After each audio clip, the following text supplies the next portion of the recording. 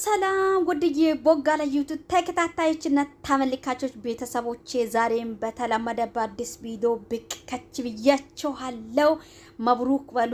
የጓደኛዬ የቤት ነው ማለት ነው እየሰራች ገና ፊኒሺንጉ አላለቀም። ይሄ በሚታዩ በሰፊ መሬት ላይ እንዲ ተንደርድሯል ማለት ነው። የስግደቱ ውጤት ወይ ነው ማለት ነው። ትቀልዳላችሁ እንዴ? በተረፈ እንዴት ናችሁ? ሰላም ናችሁ? ሰላማችሁ ይብዛላችሁ። በጣም ነው የሚወዳችሁ፣ በጣም ነው የሚያከብራችሁ። እግዚአብሔር ያክብራችሁ። ስለሚሰጡ መልካም ሐሳብ ስለሚሰጡ መልካም አስተያየት በኮሜንት ላይ የምታስቀምጡ በጣም ነው የሚያመሰግናችሁ። ጌታ ኢየሱስ ይባርካችሁ። በተረፈ እንመካከር በሚል ርዕሱ ነው መሰለኝ ባለፈው እቃው ብር መያዝ ነው ያለብህ እቃ መግዛት ነው ብዬ ያስቀመጥኩት ሐሳብ ላይ ብር መያዝ ነው ብላችሁ ብዙዎች ሐሳብ አስቀምጣችኋል። በእናንተ ሐሳብ እኔ መስማማለሁ ማለት ነው። ብር ማስቀመጥ የማትችሉ አንዳንድ እኔ ባለፈው ፌርሙዝ እንደገዛ አንዳንድ ለቤታችሁ የሚጠቅሙ ለትዳራችሁ የሚጠቅሙ ለህይወታችሁ የሚጠቅም አንዳንድ ነገሩን ግዝት አድርጋችሁ አስቀምጡ ማለት ነው። ከዛ ሲሄዱ ካርጎ ወይ ምሳሌ ብዙ እቃ ባንገዛ እኔ ለካርጎ ምንም ማለት ሐሳብ የሚሰጣ ነገር የለም ማለት ነው። እኔ አሁን የገዛሁት እቃ ራሱ በጣም ነው የሚጨነቀው ማለት ሲንቲውን እንዴት ከዛ ማውጣት ከዚህ ካርጎ ማድረግ እዛ ደግሞ ወዶ ማውጣት ይደርሳል አይደርስም፣ ስንት ብር ይፈጃል አይፈጅ፣ በቃ ጭንቀት ነው። ከዚህ ሁሉ የምትገላገሉ ብር መያዝ ነው። እኔም በዚህ ላይ እስማማለሁ። ለእናንተም ይሄንን ምክር እሰጣለሁ ማለት ነው። ምክንያቱም እኔ አሁን አንዴ ከዚህ በፊት ስለገዛውኝ ምንም ማድረግ አልችልም ማለት ነው። አንዴ ገዝቼዋለሁ፣ ሊጥል አልችልም። ምንም ይሁን ከፍዬ ግዴታ ካርጎ ማድረግ አለብኝ ማለት ነው። እኔ የኔ ሐሳብ ማለት ነው። ይሄ ማለት ከዚህ በፊት አሁን ቢሆን አሁን ያለ አስተሳሰብ ያለው ሐሳብ ቢኖር 5 ሳንቲም ላይ ቀብዬ አላወጣም። ለሻንጣ ይዤ የሚሄደው ሊገዛ ይችላል፣ ግን ለካርጎ የሚያደርገውን አላደርግም። አንዴ እቃ ስለገዛው ስለበዛ ግዴታ ብዬ አንዳንድ እቃዎችን ይገዛዋሉ ማለት ነው። አሁን እኔ መግዛት ግዴታ ካርጎ ስለሚያደርግ ማለት ነው። እናንተ ይሄን ማለት ምናልባት የእናንተ ሐሳብ ነው። እኔ በባኩሌ ነው። ብር ይዛችሁ ኢትዮጵያ ላይ ሁሉ ነገር አለ፣ ሁሉ ነገር ሙሉ ነው ሁሉ ነገር። ስለዚህ አንዴ ለእቃ ብላችሁ የሆነ ቆርቆሮ ገዝታችሁ ይሁን የሆነ ሳጥን ገዝታችሁ ይሁን ሰው በአሁኑ ጊዜ ሰው አላቅም ብቻ ማን እንደሆነ ምናምነው አላቅም። የሚታመን ሰው ይኖራልም አንዳንድ ቦታ አይኖርም አለልም። ሁሉ መጥፎ ነው አንልም፣ ሁሉ ጥሩ ነው አንልም ማለት ነው።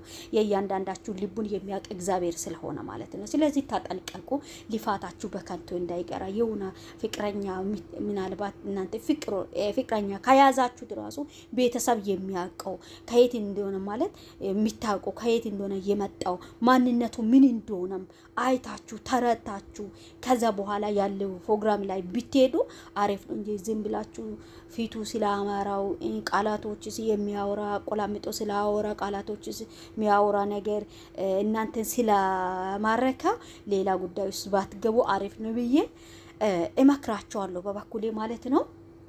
እንግዲህ በኮሜንት ላይ ያስቀመጣችሁ ዛሬ የኮሜንት ሐሳብ ነው የምናገረው ማለት ነው። ሌላ ሐሳብ አላወራም።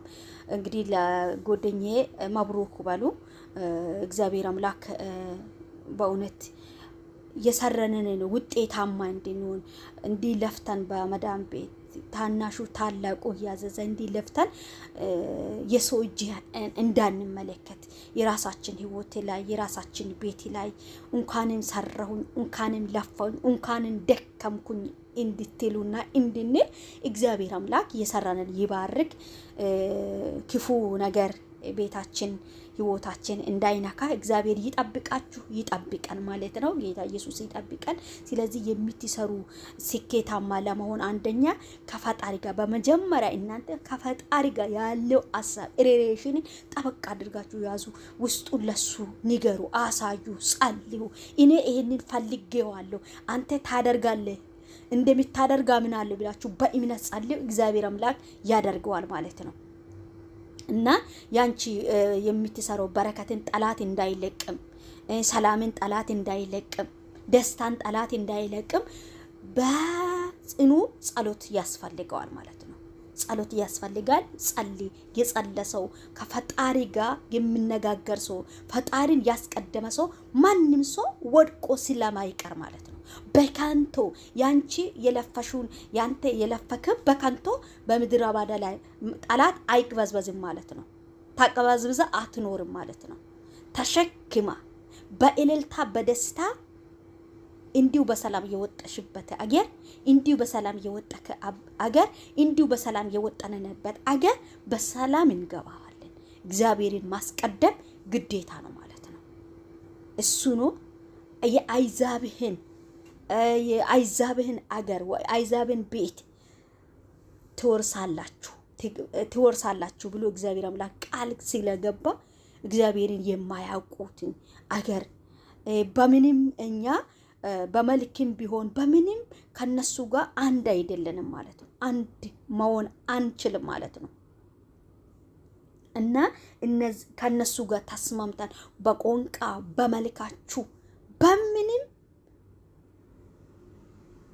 የማንቀራረብ ሰዎችን እግዚአብሔር አምላክ እንድንቀራረብ አድርጎልን መልካም አድርጓል። እግዚአብሔር አምላክ ስሙ ይባረክ። ዛሬ ማንም ሰው መጥቶ በስራ ላይ ያለው 50,000 40,000 45,000 እስከ 70 እስከ 80,000 ብር እየበላው ይገኛል ማለት ነው። ግን ተመስገን ጌታ አንተ ነው ይሄንን እየሰጠክ አመሰግናለሁ የሚለው እግዚአብሔርን ማመስገን ትውልድ እግዚአብሔርን የሚያመሰግን ትውልድ የጠፋ ዘመን ነው እንጂ እግዚአብሔር አምላክ በብዙ መንገድ ሰዎችን እየረዳ በብዙ መንገድ እየባረከ በብዙ መንገድ እግዚአብሔር አምላክ እየደገፈ በብዙ መንገድ እያበራታ ነው ያለ። ሰዎች ግን አያስተውልም። ሰዎች ግን ዞር ብሎ አያይም። ትላንት የነበረበት አያይም። ገና ነገ የሚደርስበት እከሌ የደረሰችበት እከሌ ይሄንን ቤት ሰርታል እከሌ ይሄንን አድርጋለች ይላል እንጂ እሱ ባለበት ዞር ብሎ አያስብም። ጌታ የሰጣው ብዙ ነው፣ ግን ማመስገን አቅቷል ማለት ነው። እግዚአብሔር አምላክ ይቅር ይበላል። እና ብራችሁ ያዙ እንመካከር ያልኳቸው ሐሳቡ ይሄ ነው፣ ሌላ አይደለም። ብር ያዙ። በቻላችሁበት ቤት ለመስራት የምትፈልጉ ነገ ሄዳችሁ ታርፋላችሁ። ሲሩ ልፉ ማለት የለፈሹ ደግሞ አንቺ በስራት በአግባብ የሚሰሩ ሰው ኢትዮጵያ ላይ ካለ ጎደኝሽ ይሁን ባልሽ ይሁን ወንድምሽ ይሁን እህትሽ ይሁን አንድ ሰው አይጠፋም ከቤቱ ማለት ነው። እና እሱ ማለት የሆነ ሰው አሁን የሰራ ሰው ሰርቶ ይብላ እሱ ይጠቀም አንቺም ተጠቀም። ይሄንን ያል አንቺ የሚጎዳ ሳይሆን እሱ ላንቺ የሆነ ቤት ለመስራት ለሱ ፕሮግራምን ከሰጠሽ ያንን ፕሮግራም እስከ ሲጨርስ አንቺም አይዞሽ ማለት አለብሽ። ይሄ ነው ማለት ነው ያለው ነገር ማለት ነው። እና ኢትዮጵያ ላይ ቤት ካሰራችሁ ደግሞ ሌላ ምንም ነው። እኔ በበኩሌ የቤት ክራ ከሌለ የቲም ቦታ ሆናችሁ እናንተ አቅም የሚችለው ቦታ ላይ ከበፊቱ የተሻለ ህይወት ለመኖር ከማብራትና ውሃ ካለው የትኛም ቀለል ያለው ከተሞች በትንሹ ብር የምትገዙ ይኖራል። እናንተ ባለባችሁ ያደጋችሁ ሰፈር ላይ እንዲ ገዝታችሁ የራሳችሁን ህይወት መጀመር ትችላላችሁ። በበኩሌ ይሄ ነው የሚያስበው። በርቱና ስሩ እላችኋለሁ። የሰራችሁትን ደግሞ ማንም እንዳያባክን እናንተ ጠበቃ አድርጋችሁ ያዙ። ምን ላድርግ አሁን ጊዜ ሁሉ ብዙ የምትሰሙ ነገር አለ በሶሻል ሚዲያ ላይ ብዙ ትምህርት ይማራላችሁ። ብዙዎች ተበልተዋል፣ ብዙዎችን ደግሞ እንዲሁ